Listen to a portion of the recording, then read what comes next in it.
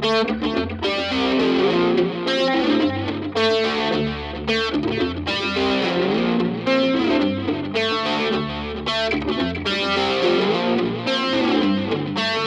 привет, друзья! Вы смотрите 365-й выпуск программы «Пропеллер». Сегодня у нас 3 темы на повестке дня. У нас сегодня темы не осенние, несмотря на то, что за спиной за нашей осень полная. Спасибо. Погодка вообще не очень, если честно. Да, я думаю, что мы замерзнем. Продувает. Первая у нас тема – это тема образования. Недавно к нам в Байкальский государственный университет экономики и права в городе Якутске, это наш родной университет, приехал ректор. Вообще тема образования осенью всегда наиболее актуальна. А вот студенты, они учатся там, как в школе, допустим, первая смена, вторая смена, или там у них Не, ну конечно, смена. да. Я И за время то, с семьей проводят. чтобы первой и второй смены не было. Была смена полтора. Нет. Полтора, нужна смена полтора. Я вот всегда хотел, почему вот в детском саду да всегда был тихий час, почему вот сейчас в школах... Это допустим, очень и так классно далее. было. Да, в школах и в вузах не делают тихий час. Это называется большая перемена, Миш. Она есть. 15 минут, 10. А где кроватки? Где кроватки? Нет. Это к тому, чтобы ты уже приспособился к студенческой жизни, чтобы на парте спать, на парте.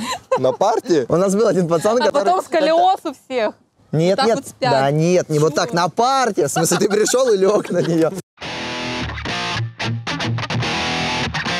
В Байкальском госуниверситете экономики и права прошло несколько значимых событий. Во-первых, в гостях у нас побывал епископ якутский Ленский Роман. Он совершил освящение нашего домового храма. А во-вторых, состоялся большой круглый стол о проблемах системы образования.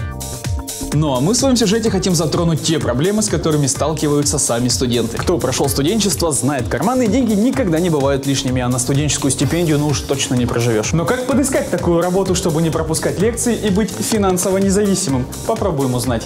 Первым делом мы решили обратиться с этим вопросом к ректору головного вуза БГУЭП Михаилу Алексеевичу Винокурову. Как совмещать работу и учебу? Вот лично на вашем примере, вы, когда были студентом, у вас стоял такой вопрос? Вот, знаете, для меня очень хороший вопрос. Я в 66-м году закончил школу.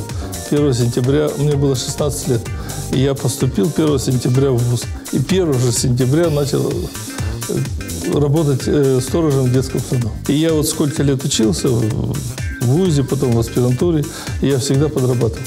И причем не на одной работе, а на 2-3 иногда подрабатывал. И успевал. Ну, то есть иногда на парах преподаватели говорят, почему на паре не был? Да, вот я работал. С преподавателем надо, в принципе, оговаривать эти условия.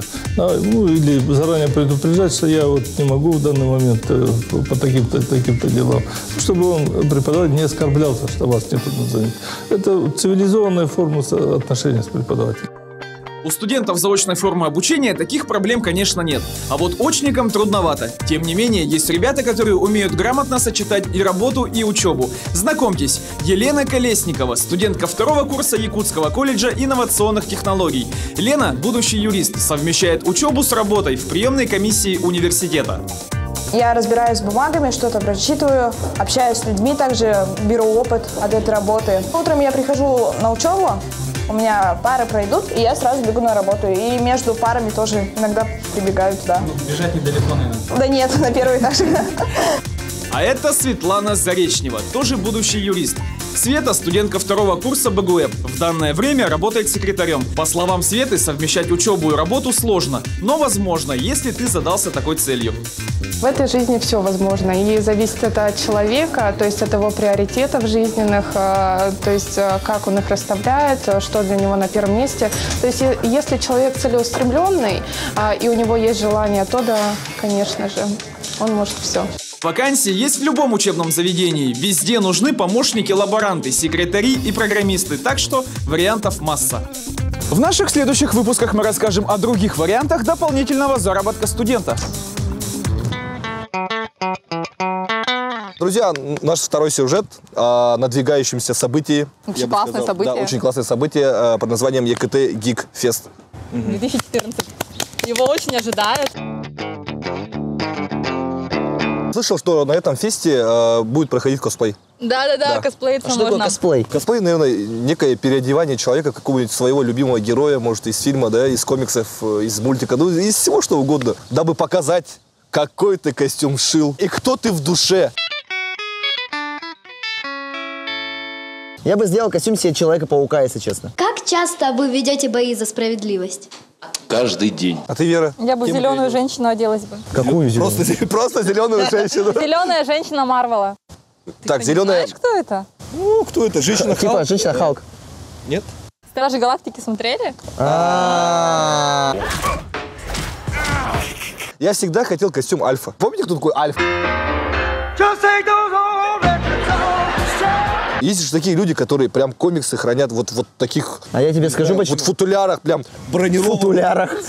Футлярах бронированных, да? А я тебе скажу, почему, Миша. Все, что популярно, оно ценится. Все, что ценится, продается. А все, что продается, рано или поздно дорого продается. Дорого продают только те комиксы, которые, не знаю, вышли там в 1940-м. Ну, когда-нибудь и 2014 год станет. Это в 2014 году сидел я с ребятами, обсуждал ИКТ. Нет, я не знаю, а вдруг он не будет в Ну, цене? детям твоим Но, смотри, достанется. поэтому люди не один комикс откладывают, а коллекционируют комиксы. Ведь один из них может стоить миллион. Почему мой дед не читал комиксы? Такое сожаление. Да потому что у нас тут железный занавес был. А вот сейчас знаете, сколько комсомолка стоит, газета? Нисколько, правильно?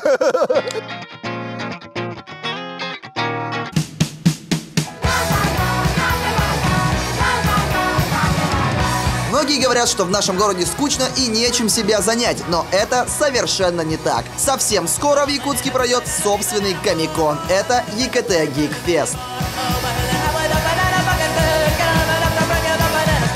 Прежде всего, это возможность встретиться гиком вместе. Можно брать детей, подруг, бабушек, дедушек, наверное, не стоит, как бы. Послушай, Говорон, повезло тебе, что ты еще маленький, а то бы я дал тебе прикурить. Плюс к этому у нас еще обширная программа. Много чего, начиная от компьютерных игр, настольные игры. Чемпионаты по таким играм, как Dota 2, UFC, чемпионат по Sega, Mortal Kombat Ultimate. Видеоигры, компьютерные, и комиксы, и кино. Плюс к этому у нас будет конкурс Miss Geek.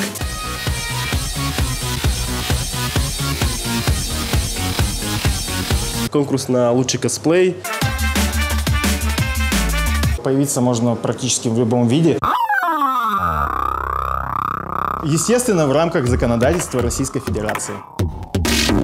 Главный гость программы, да, приезжает Дмитрий Пучков-Гоблин. Я вас категорически приветствую. Который давно переводил там смешные переводы, правильные переводы, теперь уже, да, «Властелин колец», «Криминальное чтиво», там, и так далее, и так далее. Эскимо какое? Холодное. Точнissimo. Будет творческий вечер, любой, посетитель сможет задать ему свои вопросы. Второй наш товарищ Евгений Федотов из издательства «Бабл». Открой себе героя. Журналы комиксов «Бабл». Будет презентовать комикс, собственно, о Якутии, о своем родном крае. Мероприятие у нас пройдет будет проходить с 12 до 20:00 в спорткомплексе 50 лет Победы. В общем, если вы являетесь фанатом современной поп-культуры, часто слышите от друзей слово «гик» в свой адрес или просто хотите хорошо и с пользой провести свободное время, выход один – сходить на ЕКТ Geek Fest 11 октября. Билеты можно будет спокойно приобрести, скажем так, как только они поступят в продажу. И будут они отнюдь не 5 тысяч рублей, да, конечно. Это too much. 500 рублей? Too much? Too much, да. Что это? Неважно. В общем, небольшая ставка. Вот. Конечно, это вырежет. Ну и, наконец, наш третий сюжет про приезд нашего друга, рэпера СТ. Знаете, я с рэпом как-то познакомился, наверное, чуть позже. Привет, я Миша, я рэп. Нет, я тогда жил в далеком Верхоянске. И прилетел мой друг после летних каникул с Якутска. Вот такой вот кепочки. И говорил, что слушаешь? Я говорю, да вот, руки вверх там. Дал мне кассету, на, говорит, послушай. И вот только тогда я начал понимать всю суть, там, вслушиваться слова. Я думал, вот где лирика все-таки, вот где настоящее чувство, вот где, оказывается, стихи. И потом я уже начал, как и все, наверное, записывать вот эти вот на кассетах, вот, йоу, там, это Миша, МС Миша, сегодня мы идем куда-то там. Все было по-другому. МС Миша, йоу. Вам меня нормально слышно? За пультом диджей Кит. Давай начнем. Поехали!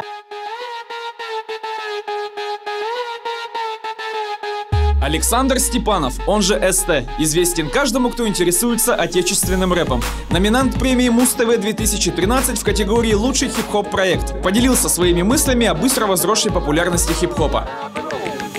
С одной стороны, это хорошо, потому что открылось много интересных ребят, которые делают до сих пор или там делали тогда, были актуальны тогда, а потом скопытились.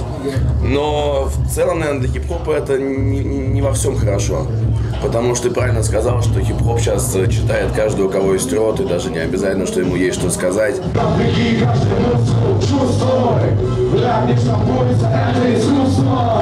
не штампуется, это искусство. Когда мы делаем это на русском. Рэп не штампуется, это искусство. Мой мозги наполнен мусором, улицы, музыка. И по ночам качаем мускулы на фоне пьющие тусы. Фонари тусклые, слушаю old school. Скулы сжаты, кулаки и перчатки до хруста. СТ альтернативный, СТ сопливый, СТ коммерческий, СТ там для девочек, СТ для мальчиков. Я все это стараюсь в себе, чтобы это все живет во мне и довольно-таки хорошо друг с другом, слово забыл, как это? Сочетается. И только микрофон знает меня, как никто другой. Только он знает, чего это стоит. И когда снег растает весной, после запятой новая история. Готовится к выходу новый сингл. Начнем вот с этой песни уже готовить людей к новому альбому, который выйдет, скорее всего, весной. Пошумите, друзья.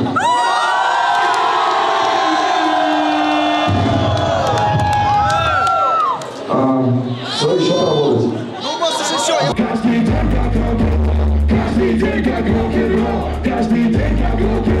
Как ты себя позиционируешь в музыке? Вот известно то, что ты сотрудничаешь тесно с группой Аматори, то есть видели тебя в клипе, рок-клипе, у тебя есть рэп-проекты. Мы сотрудничаем с Аматори, и я с ними выступал на фестивале Back to Zero, мы делали кавер на Limp Bizkit. То есть, а я себя позиционирую как рок-н-ролл. Как просто человек, который делает музыку, я пишу стихи, я позиционирую себя в первую очередь как текстовик. То есть для меня смысл превыше музла. А ты просто попробуй взлететь. Пусть твердят тебе люди не птицы. Я могу бросить пить, но не пить, пока сердце в груди будет биться.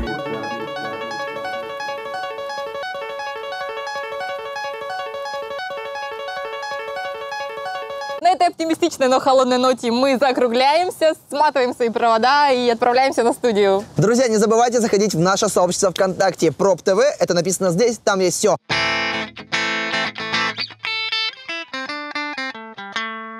Ну а вы смотрели программу про Питер. Увидимся на следующей неделе. Всем покушечки.